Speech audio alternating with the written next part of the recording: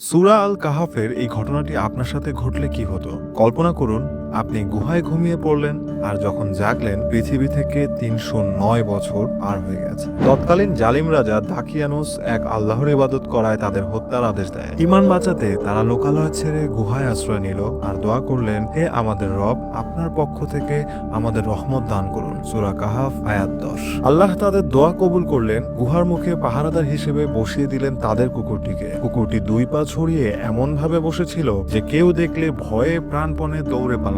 সেখানে তারা যখন ঘুমিয়ে কাটালেন ৩০৯ বছর, সভ্যতা বদলে গেছে, রাজা মরে মাটি হয়ে গেছে, কিন্তু আল্লাহর কুদরতে তাদের শরীর ছিল একদম সজীব। তারা সংখ্যায় ৩, ৫ নাকি ৭, আল্লাহ বলেছেন, না জেনে এই নিয়ে বিতর্ক করো না, তাদের প্রকৃত সংখ্যা কেবল আল্লাহই ভালো জানেন। সূরা কাহাফ আয়াত ২২। আসল রহস্য সংখ্যায় নয়, তাদের অটল বিশ্বাসে। রাসূলুল্লাহ সাল্লাল্লাহু আলাইহি ওয়াসাল্লাম দাজ্জালের ফিতনা থেকে বাঁচতে সূরা কাহাফ পড়ার নির্দেশনা দিয়েছে। বিস্ময়কর কাহিনীটি শেয়ার করে অন্যকেও জানার সুযোগ করে দিন।